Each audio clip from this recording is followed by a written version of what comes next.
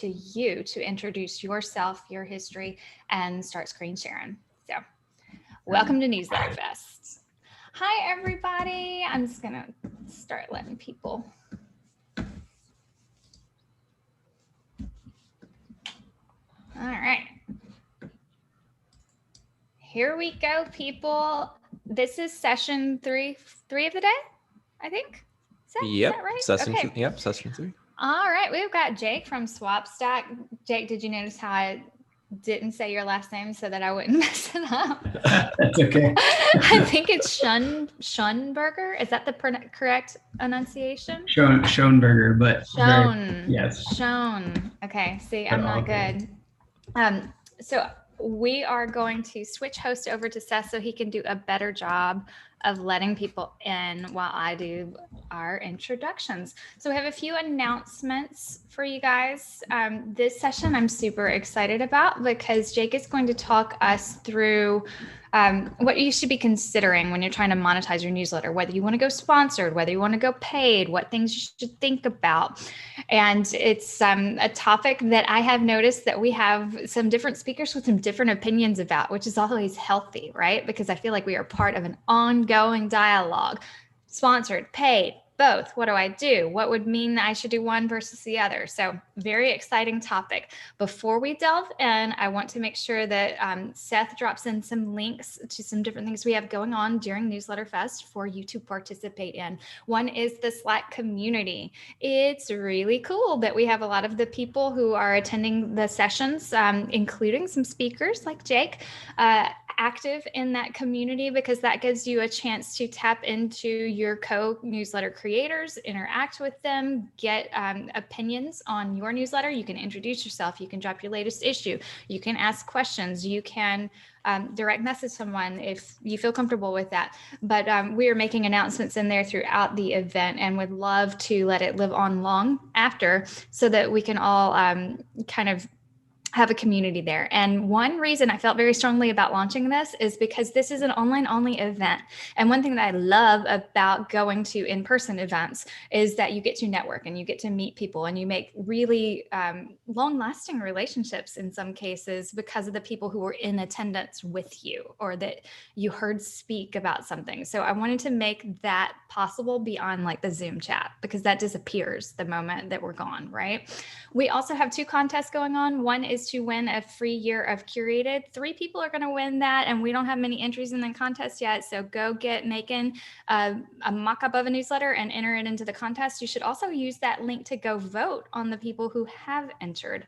We also have a contest going on. It's a voting for the best newsletters of 2021. It's top newsletters of the year. Those we crowdsourced nominations for, and there are some great newsletters in there you can go vote for. All of that's going to be announced at the closing ceremony on Friday. I would suggest you go vote once a day for your favorites, and you also go check those nominees out because you might get some ideas from what they are doing. All right, that is all I have to say. I am going to hand it over to Jake and let him introduce himself and teach us what we should be thinking about when we are considering how to monetize our newsletters. Awesome. Should I start sharing? Is that cool? You can share whenever you want to. We say sharing is caring at the bottom of the Newsletter Fest newsletter.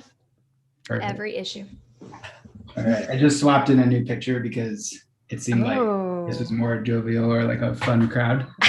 That's great. Thank you for reading the room. No problem. Yes. Yeah, so I have a bunch of slides talking about what Ashley introduced, but feel free to interrupt, ask questions. And I think, and I'll give a background on myself, but a preface that I definitely think everybody in the newsletter space, especially like the quote unquote modern newsletter space, is learning about like what pricing is, what monetization means. So a lot of stuff that I am saying is stuff that I've seen happen on Swapstack, but it's not necessarily exactly the right answer. It's just suggestions of what we've learned. But quick background on me. So I started a newsletter about a year ago. It's called the Pre-Money List. I basically feature 2 early stage companies every week that are currently raising money. I try to focus it on female and BIPOC founders the origin of that, I was doing venture sourcing for a fund called Amplify Her that focuses on female-founded companies. There's a massive venture gap in demo, and I'm distracted because my dog just showed up from his hike.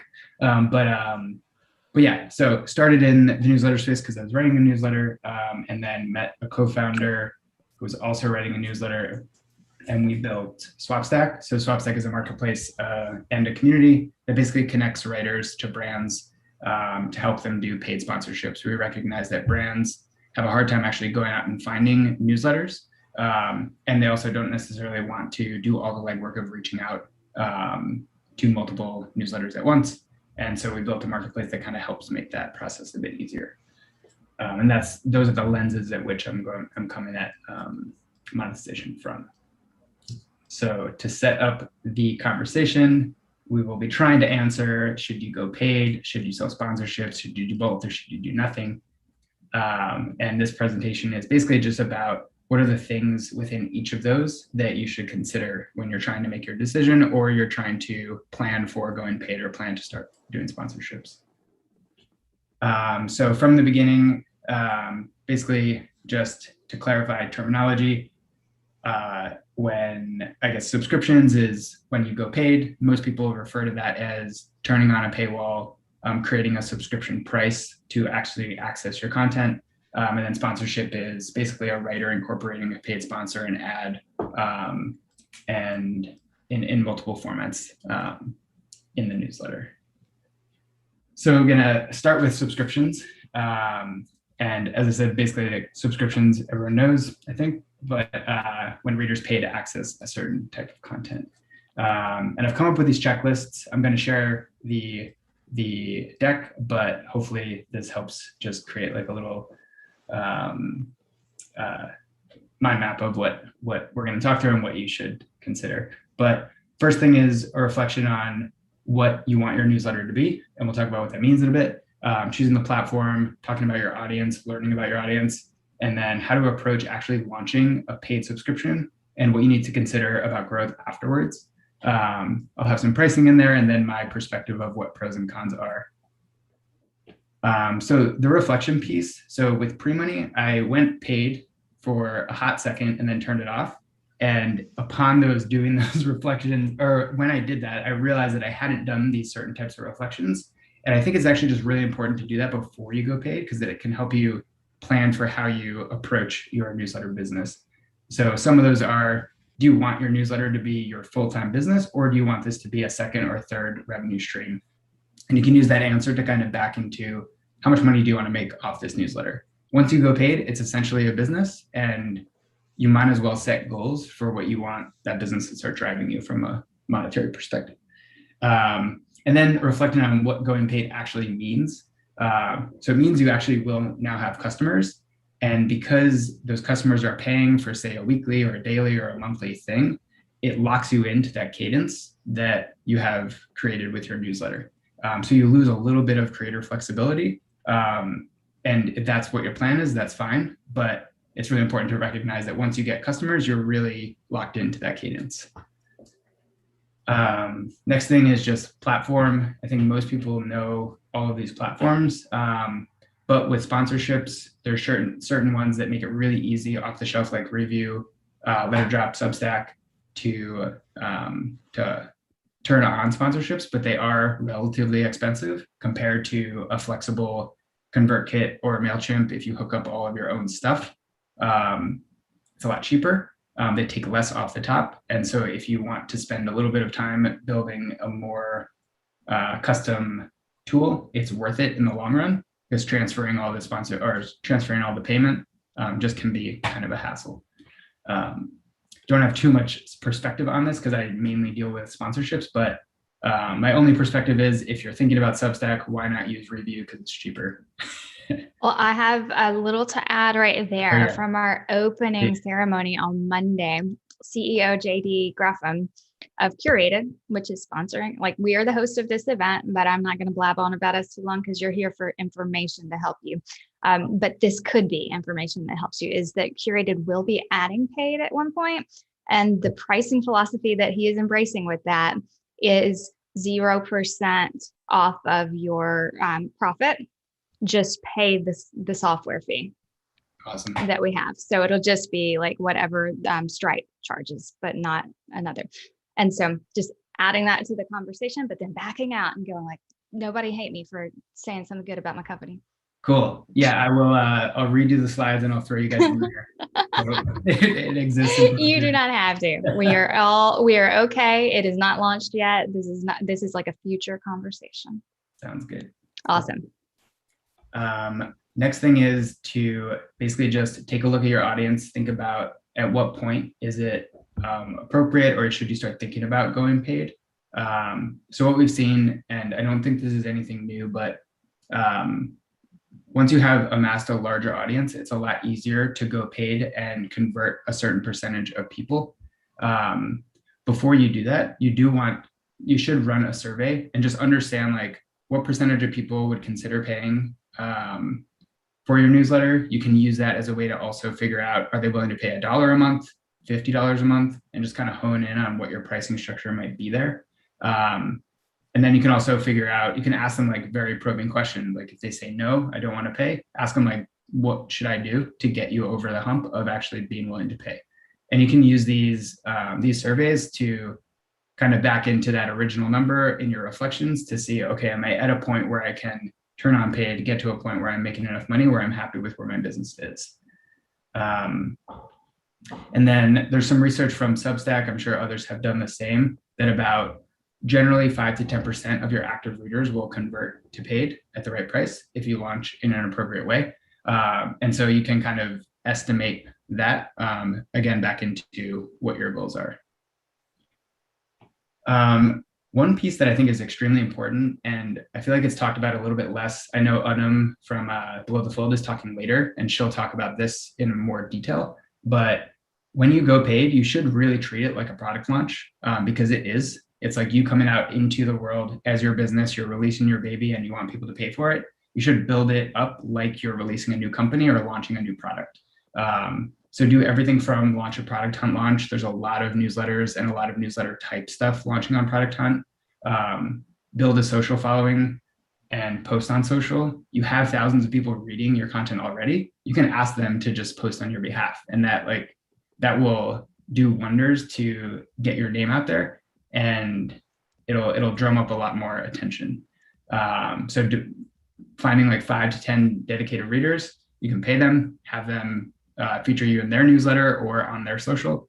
And then definitely don't be bashful about writing about it in your free tier if you have a free tier for a couple of weeks and you just want to get people to know that there's a paid tier. After you actually launch, I've talked to a couple of folks who have turned on paid, and I think sometimes this falls by the wayside, so it's worth bringing up. But you want to make sure that you have a growth plan after you go paid, because the growth patterns will be pretty different. Before you go paid, everything is free. So it's very easy to go out and just continue to grow free subscribers. But once you go paid, then you might not have free content, or you might not have as much free content to get people in the top of the funnel going down the funnel. So you really want to make sure that you have a plan after you go paid to continue to grow. Hey, buddy. This is my dog. So some examples on how to continue to grow after you go paid. Very simple, just have a free tier, have a paid tier, but have a really strong understanding of what that means with your content and have it make sense, and make sure that the free tier is actually your best work. So if you have that middle example, if you have a newsletter that is a weekly deep dive and a bunch of podcasts, maybe have your free tier be a monthly deep dive so they don't get as much content, but make that monthly deep dive the best one. So everybody who is in the free tier sees your best work and they say, oh, I want more of this. This is awesome. And then they convert.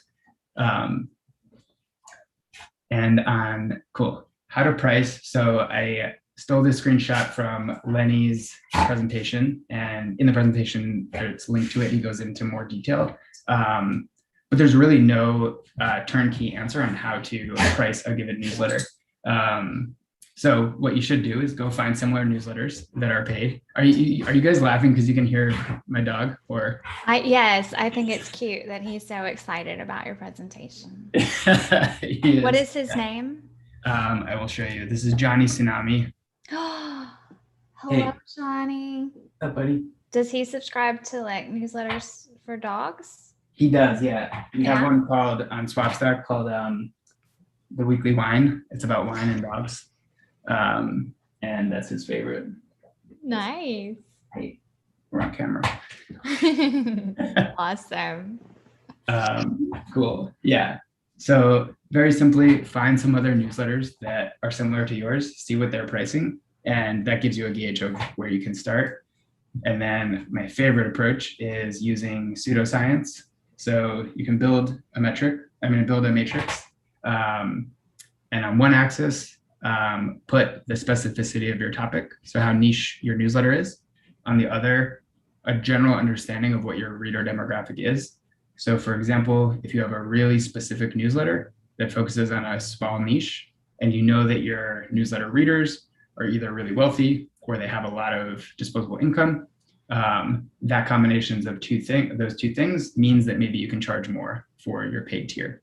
And as you kind of go broader with your newsletter topics and have a broader reader demographic, you can adjust the pricing accordingly. And then quick pros and cons on subscriptions. So pros, definitely subscription money is nice. You know it's coming in. It's very understood. It's easy to measure. There's a lot of platforms that support this. Curated is about to support it in a way that's cheap for writers. And if you do it right, you can make a lot of money.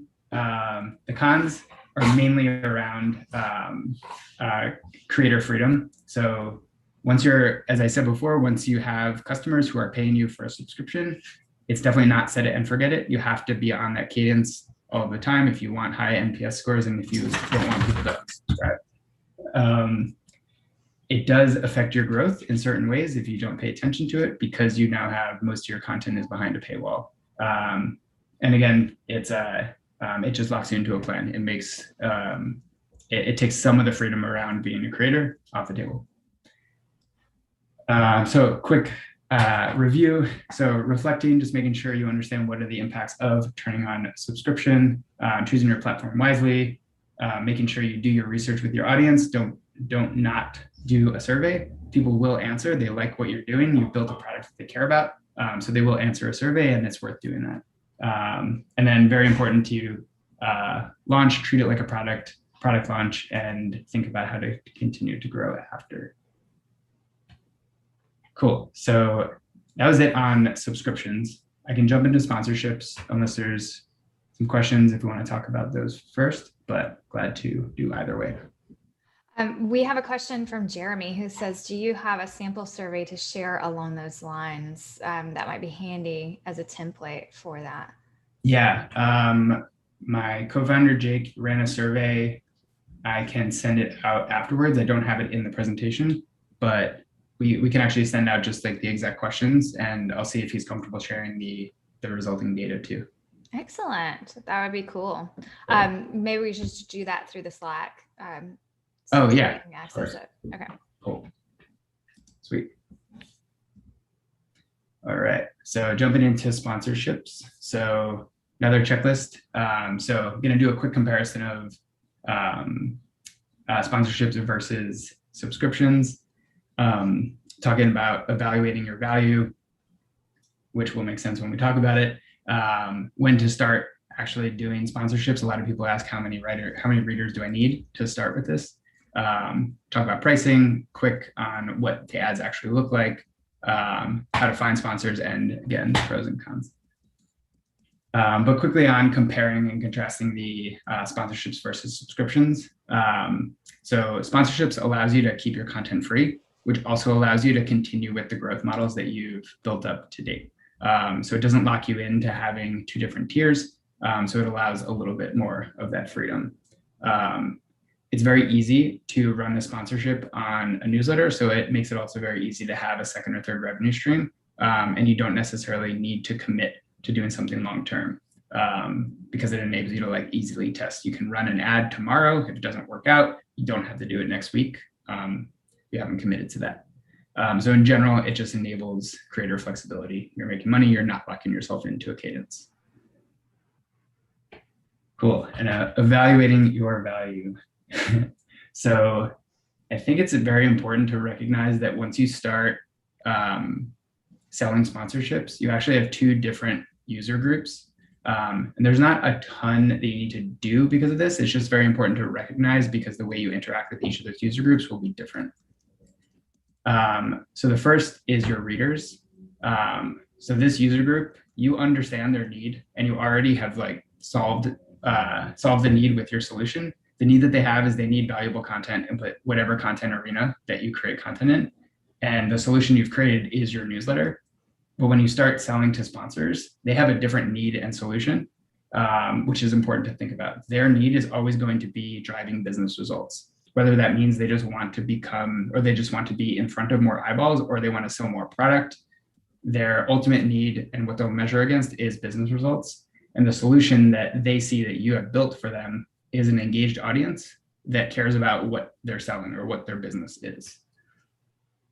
So when they're looking at you, you want to be able to share with them that you can bring value that maps into or maps back to the solution that they need. And so the way you can think about that is the metrics that most of these platforms give you. So do you have strong open rates? Do you have a high click-through rate? So does that indicate that if you run an ad, people will actually click through it and check out the brand? Is your audience engaged, and does your audience kind of share your content? So will they get a little bit of earned media out of it?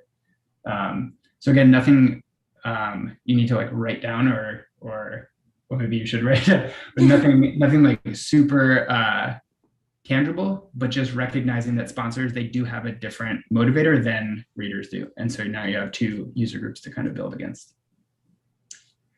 Cool.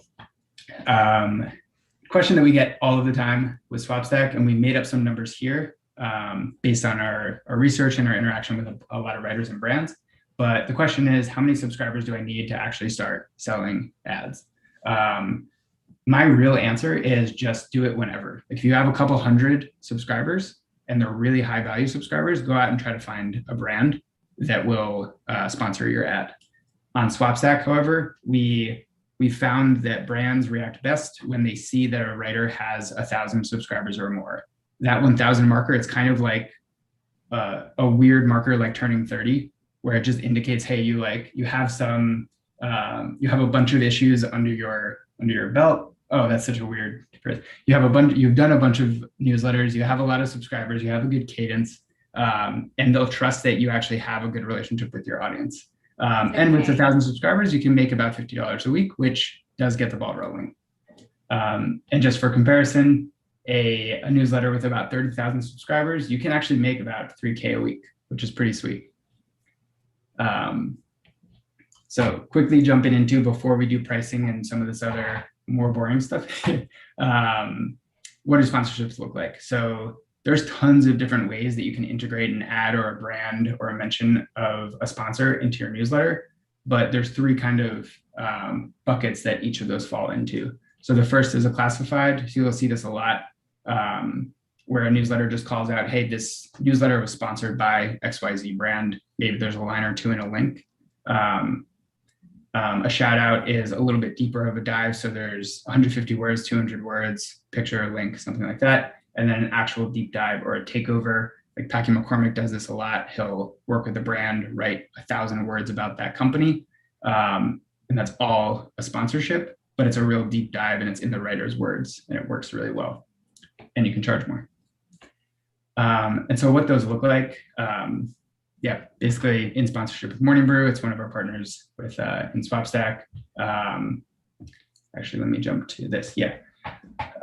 So the way that these individual ads or these ad units work best is when sponsorships are very aligned with the content that is in that newsletter. So either that's topic alignment with the newsletter as a whole, or if you have a newsletter that changes topics every week, aligning that brand to the topic of the week enables you to have just a better content adjacency with the brand, you'll drive them better business results. So for example, on the right, Complexity Condensed is one of the newsletters on Swapstack. They ran a sponsorship with a brand called Explorer Cold Brew. They sell basically like a build your own caffeine kit. And they ran it within a newsletter that was specifically talking about the science around caffeine. And so that content adjacency was really high. It was able to drive a lot better business results than if you were to feature Explorer Code Brew in a newsletter that didn't have anything to do with coffee. Hey, Jake, we had a question. Someone wants to catch up. Was the weekly number per sponsor or total? Let me jump back. We're talking about this? Yes. Yeah, so this weekly number, if we're talking about that $50 a week, so that was basically assuming that you have a weekly cadence. So you run one newsletter a week. If you have 1,000 subscribers, you can likely make around $50 for to run an ad with a sponsor. So that's per sponsor. Per sponsor. Yeah. Okay, and so the 30 subs on a weekly cadence would be $3K per sponsor. Right. Okay. So we'll jump into pricing too in a little bit more detail. So maybe that'll be clear. Yeah, I think they just wanted some clarity as they were thinking about things. We've got a lot of decision makers in the group here. Yeah, no, and I've been back and forth on this slide because it brings up pricing, but before we actually talk about pricing, but yeah, it's a good question, and hopefully after the pricing slides, if it's not clear, we can jump back into it. Awesome. Yeah. And then there's another question, Jen, that I will get to when we wrap up at the end. So just don't think I'm forgetting you. I just know it's in reference to something from the paid section. So I'd rather not distract us at this moment. Okay. Awesome. Cool. Oh, perfect. Next slide about pricing. So there's a lot of ways to do pricing on Swapstack. We support two, or we suggest two. One is a CPO, which we'll talk about now. The other is flat rates and packages. But what we've seen with brands is that they react well to what's called a CPO, cost per 1,000 open. It's very similar if you do digital marketing to a CPM. It's basically just paying for the amount of actual views that you're going to get. And so selling based on a CPO basis makes sense to brands, and it's a term that you can start building your business off of. So what we've seen is that most newsletters, they fall into a CPO range, especially when they're starting out, between say $25 per 1,000 opens and $80 per 1,000 opens. And the way that you can start thinking about where you want to start is basically just having a general understanding of your audience. If you have a very general, broad content newsletter and your audience is much more broad, you probably fall within the range of like $25 to $50 cost per 1,000 open. But again, if you have a very highly niche newsletter, high value audience, you can charge more. You can charge within the 50 to 80 CPO range. If you don't know any of those answers, if you don't know if you're general or if you don't know if you have a high value audience, what we suggest is actually just starting at $50 cost per 1,000 open. Brands that have done enough newsletter marketing know that that's not a crazy number. They expect something around that anyway. And what you can do is use that as a test. So you go to a brand, offer them $50 cost per 1,000 open. If they say no, you can negotiate with them. If they say yes, and if like the next 10 brands say yes, then maybe that means you can actually start charging more and you can adjust accordingly. And then once you've done a bunch of newsletter sponsorships, you've sold a couple, say $50 cost per 1,000 open ads, you can start building out packages. This basically just enables you to sell more placements with one go. So for example, you can sell a monthly takeover, which includes say 4 weekly shout outs and 1 deep dive for $1,000. So you give a little bit of a discount to a brand, but you also fill up 4 of your slots with 1 sale. And all of that is expected by a brand. They'll understand what you're doing. I'll stop really quick right there because I know there was a couple questions about pricing, and I'm sure nothing else came through. All right. So Jeremy, let us know if you want to come on and ask your question, or I can ask it for you. If you'll just in the chat say like yes or no. I can actually see it. It's referring to unique and total. Yeah, I'll ask it aloud. I just like to give people a chance. Guys, okay. in the future, let us know if you want to come on. We love making this a conversation. So are you referring to unique opens or just opens total? Substack, for example, gives you a figure. Oh, no, we can unmute you. You just have to request it. And then Seth is like, yeah. Right. Cool. All right. Thanks, Jeremy. Welcome to the presentation. You are now a part of it. Oh, he's muted again, Seth. There you go. Thanks. Thanks, Jake. This is really, thanks, Jake. By the way, this is great. Lots of good info. And thanks, Ashley, and everyone else for hosting. So yeah, it's just a question about the technical side of the opens thing, because Substack gives you a total opens figure, which is different from the unique opens. And I think and the number actually could be quite different. So I just wonder which number you think is best to refer to. Yeah. So if we do the comparison to CPM, this would be referring to total opens. And I think that's fine because brands, if they do any digital marketing, they understand they're buying on a CPM, which might mean the unique is a different number, but it also means that the frequency might be higher. And most brands want to have a frequency of say 2 to 6, depending on what their product is. And in general, yeah, it's a little bit more difficult to measure unique opens, especially because a lot of newsletters that are on Substack just don't have that data. So yeah, to answer the question directly, this is cost per open based on total number of opens. Cool. Great, thank you. That's really helpful. Thanks. Yeah, no worries. And I know we're on a Slack together, so if you're talking with brands and you hear something very different, let me know. We'd love to hear. And then how to find sponsors. So I know there's a lot of networks out there. I'll just do a plug for Swapstack. If you join Swapstack, we'll help you find brands. And then you can also do cold outreach. So I know Ryan Sagar was on either yesterday or the day before. He runs a very meta newsletter about what brands are sponsoring other newsletters. And if you pay for his paid tier, he'll give you access to the contact information for those brands that are doing the sponsorships. And you can kind of go out, build your own CRM and do some cold outreach.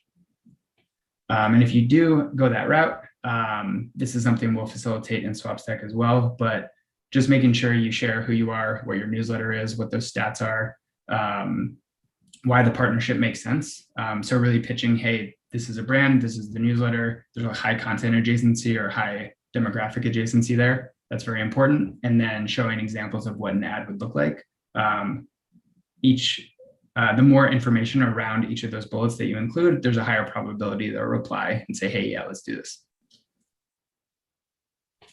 And then quickly, pros and cons. So I said at the beginning, it does provide you a lot of freedom. You can trial and error really easily. You can run an ad. If it doesn't work, you don't have to run one again. And you can make a lot of money doing it. A lot of times, if you're working with a CPG brand or a direct-to-consumer brand, they might send you some free stuff to try it out. So then you can talk about your experience using that product in a more genuine way. So that's just kind of fun. The cons are that you do need to think about this more like a business than you would if you're doing a subscription, because you do have a different type of user that you're appealing to now. You don't have guaranteed monthly income unless you sell a lot of these kind of monthly packages. And sometimes it's hard to work with clients. And so that's just something you have to take into account. That will happen, but it's not the end of the world.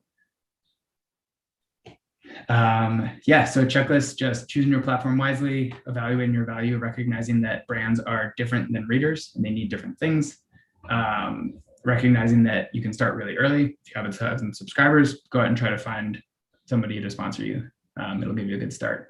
Think about pricing.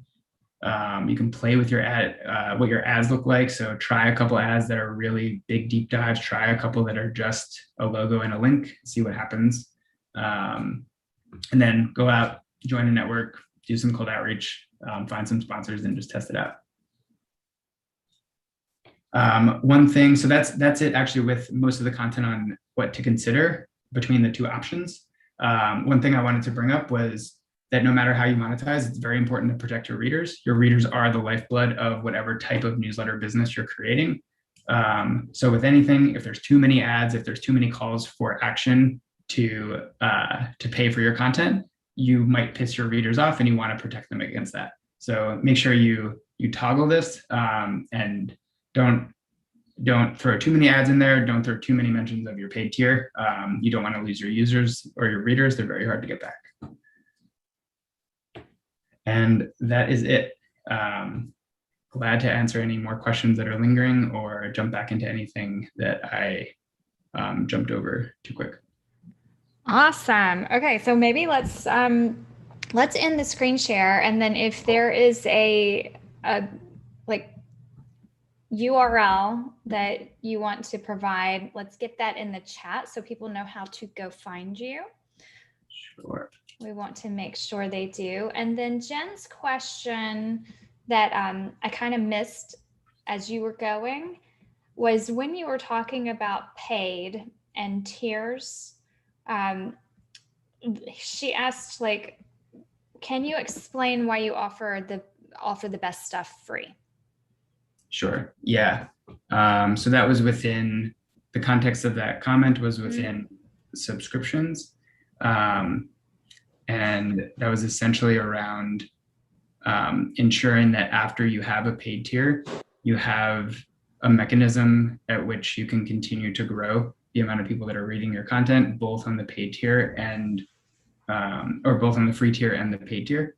And the logic around trying to show off your best work on the free tier is because if you think about the free tier as the top of a marketing funnel, that's where most of your eyeballs are going to be. You're going to get a lot of people who are going to be able to read your free tier because it's free. And if you have really good content there, that's a lot easier to convince people to go and then pay for the premium tier, because in their minds, they just read this awesome newsletter. They love that deep dive and they want more of it. And so they're more likely to convert and pay for your other deep dives than if they read a mediocre post and they weren't super impressed. Then there's a lower chance that they would actually convert and pay for more content, because they just don't know that that awesome piece of work that is your best piece is behind a paywall, if it's behind the paywall and they haven't paid yet. All right, so have great examples of what is going to be behind that paywall available so that people understand. Miriam wants me to ask, what kind of messaging do you use when moving subscribers that have been getting content for free to dissuade them to pay? What advice do you have for changing that relationship with your readers? So this is an interesting question. I think yesterday's speaker, Michael Aft, would be another good person to ask this of. But did you experience that or know any good advice for that transition? So the question is, what kind of messaging would you use to convert people to paid? Mm-hmm. Yeah. That's definitely, the unfortunate answer is that's definitely something you should test. Try a couple different things. But the messaging is all around the value proposition that you provide with the paid tier. So depending on what your business is, or your newsletter business is, again, we'll use the previous example. If you have, say, a weekly deep dive behind your paywall, and your free tier is a monthly deep dive, just making it very clear what value they're going to get if they pay. So your assumption there is that your readers like or want weekly deep dives. And if that's true, then make sure that your messaging is all around that value proposition of more weekly deep dives. So just make it very clear what they're paying for so they know what to expect. I will say that from experience, for some newsletters that I subscribe to the free version and I do not subscribe to the paid version of, that one thing that dissuades me, but maybe working for this writer, is that it feels like a great deal of the free version is devoted to getting me on the paid version. So they spend a lot of time talking about why I should subscribe, which makes me want to less. Yeah, right. Right. So I think if you are going that route, you have got to test and find a balance of self-promotion with like just continuing to deliver something good that they don't unsubscribe from as a free subscription, right? But maybe that means that I'm not good for that person and I should just get off their list, and unsubscribe would be a good thing. But I would definitely say that it is a song and dance kind of testing thing. Jeremy, would you like to come on to ask your next question? Sure. So yeah, basically this is just a question about following up. So let's say you have a sponsor, and a lot of what we talk about in general is about how you get the sponsor, but afterwards you either want to get them back or you want to get other sponsors. And it seems to me, having them report success will help you then get other sponsors on board because the ad worked well or the sponsorship worked well. And similarly, they may want to know, like, from your end, they may have their own metrics, but they may want to know from your end, like how many people click through on that ad, which Substack will show you, or whatever you're using will show you. Yeah. So just wondering if you have thoughts on that, if you've a kind of a model or a kind of case study where that's, a process for doing that effectively. Yeah. I'll kind of answer the question backwards. So definitely very important to be very clear about how the ad performed. So even if you're on Substack, you do have some metrics that you can share. So you have total open rates, you have total number of views, and then you have that percentage of people that click through on different links. Making sure that you share that data back with the brand is very important. Most of the time, the brands will give you a tracking link. So they'll give you like a UTM tag, something like that they can map back all those clicks to a conversion. And when you share your metrics with them, it's totally reasonable to ask them, like, hey, did you see any conversions? They'll probably tell you anyway, especially if you had worked out a deal that is more affiliate based. So they'll pay you affiliate based, meaning they'll pay you a percentage of whatever purchases you ended up driving them. In terms of getting them to kind of become a case study, I think most brands that we've talked to, they ask us what other brands have sponsored a given newsletter. So if you do have your own kind of landing page, and we're trying to build this out with Swapstack, so you don't have to do anything. We just show your Swapstack public page. But if you have a landing page, just showing the logos of the previous sponsors and asking the sponsor, are you okay with me throwing your logo up on my newsletter landing page? That's a really low touch ask of the brand. They can just say yes. It gives them more reach too, but it also gives other brands an indicator that, hey, this other brand trusted this newsletter, so maybe I'll do it. And that will push a lot of brands over the threshold if they're not sure about newsletter marketing in general, or if they don't know who you are. If they see you've worked with other brands that they know, it's a really good way to show a low touch case study. And then on the actual case studies, I would say the same thing. Maybe offer the brand that your newsletter, your ad worked really well for. Just say, hey, I wrote up this case study. Are you cool with giving a thumbs up for me putting it on my website? So the key here is really just doing all the work on behalf of the brand and make sure all they need to do is say, yes, that's fine. And then package that up really nicely, put it on your landing page, share it with them so they can do whatever they want with it. And to them, that's all earned media. So it's free. To you, it's validators, and it enables you to go and sell to other brands.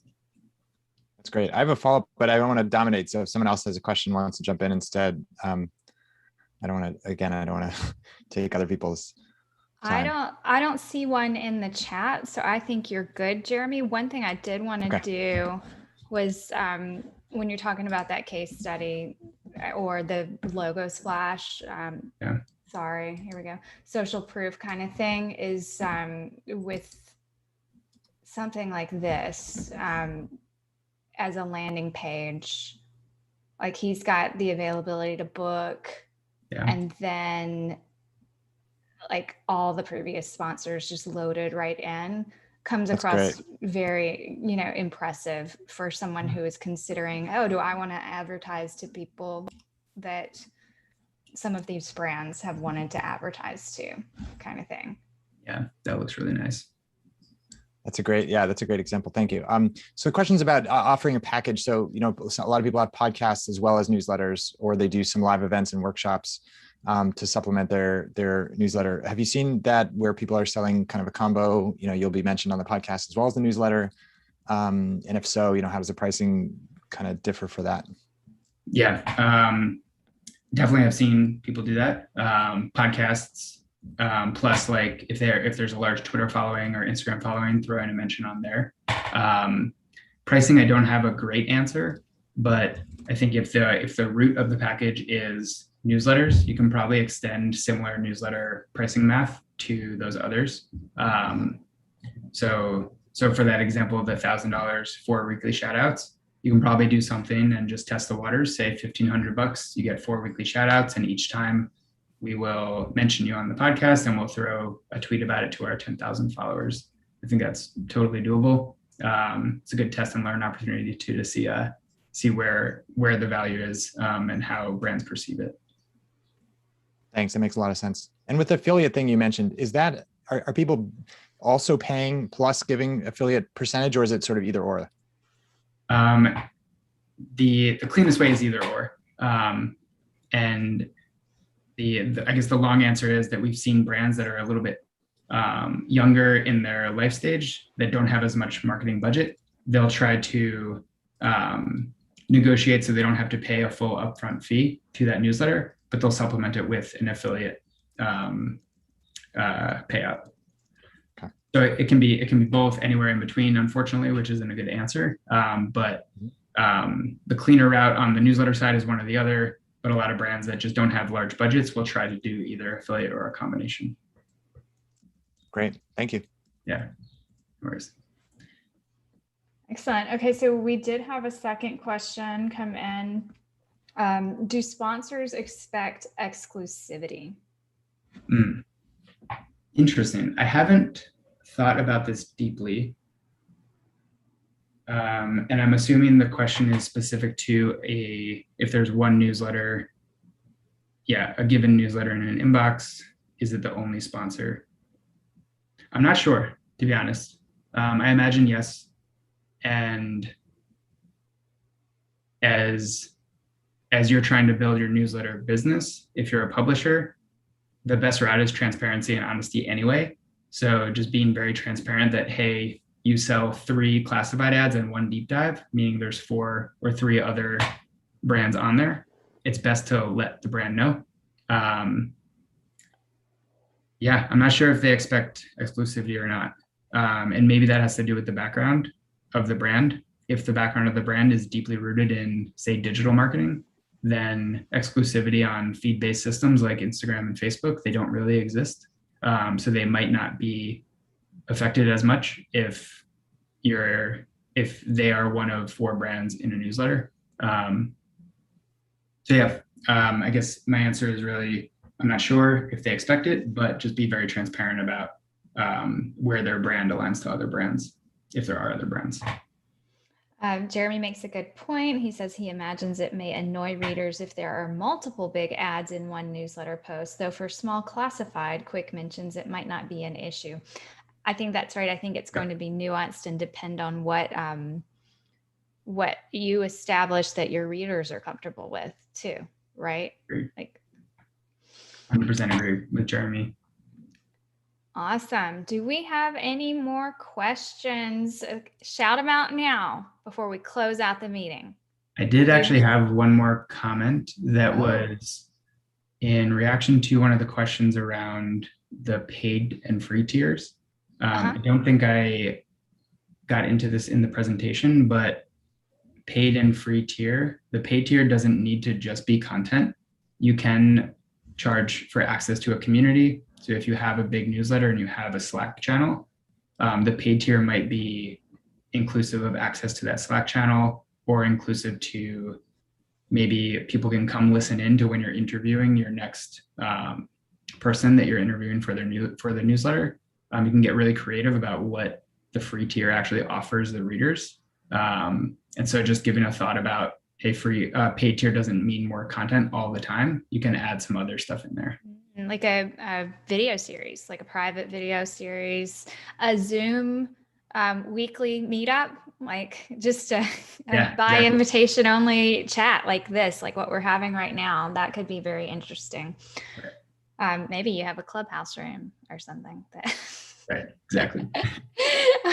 you want to make. Jeremy also adds, great point regarding free tier elements could be inclusive of online or offline. Oh, live events or office hours or coaching. Maybe next year, Newsletter Fest will build up some exclusivity around it and make people have to share invites. But I didn't go that route this time around. We're in the MVP stages of Newsletter Fest. Thank you for any feedback you provide us. I'm not seeing any more questions. Jake, did you have any more thoughts on things you want to add to this conversation? I'm loving that we're really talking about what things to consider. That pros and cons list was awesome. Cool. No, I think I covered most of what I wanted to share, but I really appreciate you having me on. And if anybody who's listening, if you have questions, I think I'll be in the Slack and I'll share this deck. I'll share my email address. So definitely reach out and look forward to chatting. Yes. Thank you, everyone. This has been I feel like a lot of fun. To me, I learned the most through conversations, and I kind of learn the most through conversations that I hear over and over. Like, you know, you can read a book a second time and you get more out of it. So I feel like some of this, I'm excited to go back and look through the footage of. So all of the replays are on YouTube right now. And I encourage, if you feel like you missed a moment or you want to go back and just freeze frame something and like really deep dive on it, that you go find that. And we'll be sharing all of the slide decks and assets after the event. We'll start getting those out. I have to get my brain organized around like not living Zoom to Zoom next week. It's going to be a transitionary period for me. Please have patience. But I am looking forward to like engaging with people in Slack. And thank you again, Jake, for this presentation. And thank you to somebody I don't feel like I vocally say thank you to enough. I'm always thanking him in Slack channels and in personal Zooms. But thank you to Seth, who has been running the tech out of this Newsletter Fest. Yay, Seth. Thanks, guys. Appreciate it. He just dropped the link to the YouTube channel while I was talking. He is gunning for a promotion. All right. Thank you. We will see you. I'm going to take a quick bathroom break and then I'm going to launch the next session. It's a Num Hussein. We're talking about how to something your newsletter like a product. It's like how to think like a product manager for your newsletter. It has a better title than that I can't think of right now. But David says manage. Manage is the word you're looking for. Thanks, David. I've lost all word. Unum is awesome. Can't make sentence. Yeah. It don't work. Okay. See you all later.